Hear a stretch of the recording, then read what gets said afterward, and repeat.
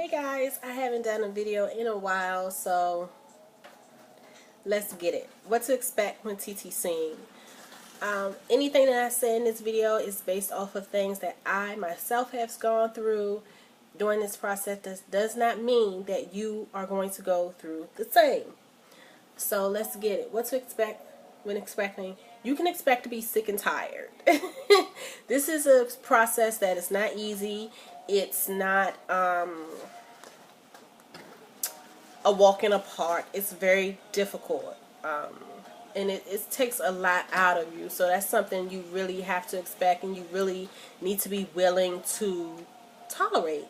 Something else is medications. If you somebody who are not here for meds, if you don't like taking cold medicines, if you have a difficult time swallowing Motrins, I don't know what to tell you, because this is going to be a very difficult process for you.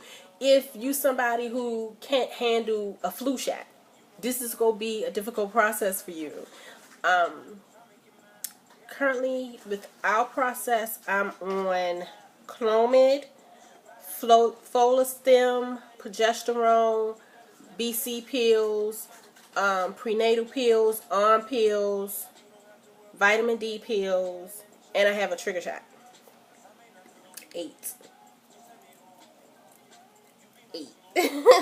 Okay, so yeah, you got to be ready for that. If you are somebody who doesn't manage your time well, I'm gonna need you to get a planner. I'm gonna need you to download an Apple app. I'm gonna need you to do something, because in this process, especially with the IVF process, everything is about time. If you are told that you need to take a shot at 10:30, you need to take that shot at 10:30. It may be a situation where they may call you and say, hey, you need to take this shot, this particular shot, at 4:30 in the morning. You need to be willing to wake your spouse up at 4 o'clock so y'all can prepare and, prepare the area for the shot and give the shot. No questions asked. It's also a situation of you need to be aware that it may be times you have to give yourself a shot and you may be home alone. So you have to be okay with possibly giving yourself a shot.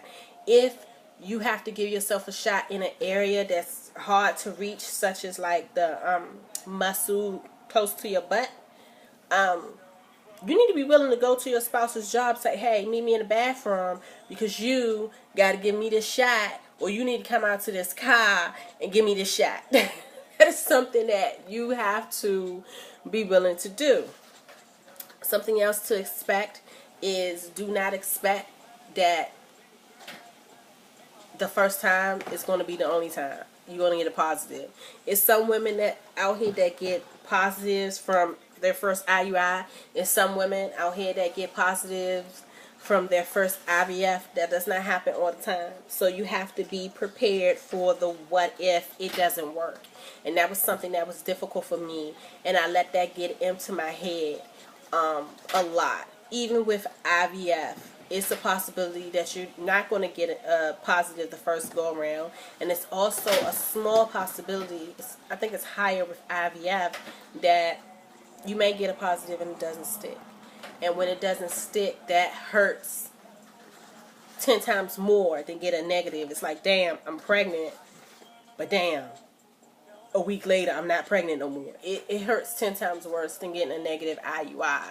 So you have to be mentally okay with that. And it took me a while to get to that place, and I'm just at that place now. Actually, honestly, if I could be honest, it took me over a year to get okay with that place. And after losing and things like that, I'm finally okay with it. You have to be okay with being okay in order for this entire process to be successful, if that makes sense. Something else you need to expect. You have to expect to be by yourself. You may have the best spouse on the planet.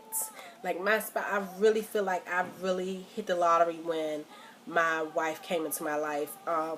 But it's things that she can't fix, and I don't know if you guys' spouses are like that, but with my spouse, this shadow is bothering me. You look like I'm two different complexions. But anyway, she's someone who, when it comes to me and our family, she wants to be able to fix everything. She wants to be able to make everything okay.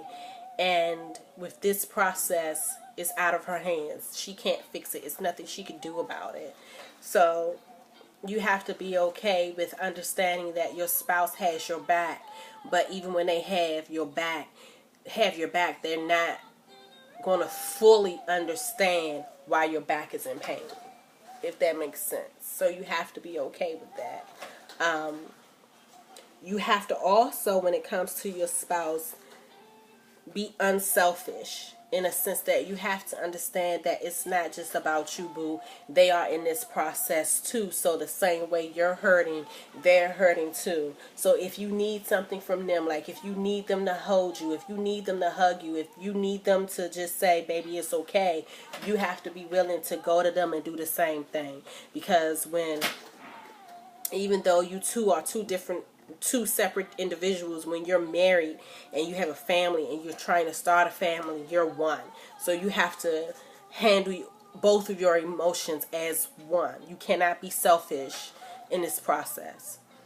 Do not expect a lot from your friends and your family. And that's something that I did wrong when we first started. Everybody is not going to understand because they didn't go through this. Everybody is not going to understand why you're not getting pregnant. Everybody is not going to understand why your pregnancy isn't sticking. Everybody is not going to understand, especially if you're in a same-sex relationship like I am, well, marriage. They're not going to understand why you're trying to have a baby if you're in a same-sex relationship.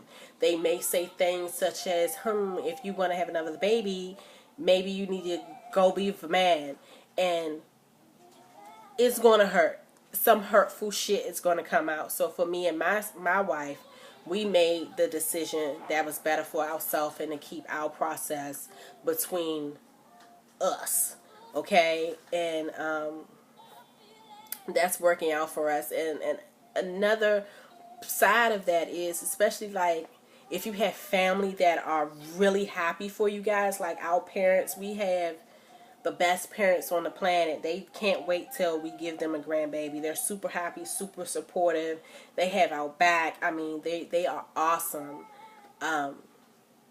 When you share this journey with them and it doesn't work, you not only have to deal with your heartbreak and your spouse's heartbreak, but now you got to try to mend their heartbreak too. And that's just too much when you already going through this process. So yeah, I'm trying to think of something else. If I think of something else, those are the main things for me, what I did not expect when we was going through this process. If I think of anything else, I'll do another video on it, but I'm having a blonde moment right now. And one more thing I want to say is, this is my experience. Does not mean you're going to go through this too. This is what I personally gone through, and this is some of the things that happened to me and things that I had to get prepared with. I don't want anybody to think that, oh, I'm starting a TTC process, so I'm going to go through this. Your body is different from mine, so you may be more successful than my wife and I was, you know, and that's okay.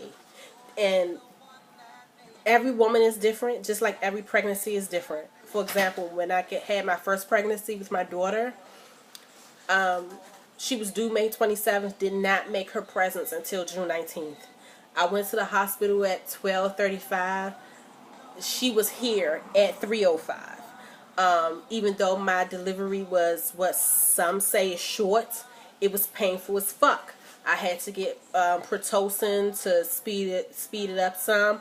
I had to get an epidural. The epidural was heaven for like 2 minutes, and then the shit wore off. I mean, I felt like literally like I was sitting on top of a pot of boiling water. Like I felt like my vagina was burning from the inside out. Like, flashback. Versus other women I know, like I have sisters who was in labor for 15 hours, 16 hours, 36 hours. I had one sister who was in labor for 4 fucking days until they decided to do a C-section. My oldest sister, my niece, is now 4. Her water broke at home. Her and her boyfriend called the ambulance. Ambulance came. They took her to the hospital. She gave birth to my niece in the back of the ambulance in the hospital parking lot. So everybody is different. Versus there's some people I know who was in labor for like 7 to 10 hours and didn't feel nothing. Like pushed them out like a champ. Like I know people that pushed out 10, 12-pound babies and felt nothing. Versus my first pregnancy, my daughter was only 5 pounds 9 ounces, and I felt like my whole bottom ripped off. You know, so you can't, when you watch these videos on YouTube, don't take it too hard. Just take it as people just sharing their experiences, because can't nobody tell you what you're going to go through, because they're not you.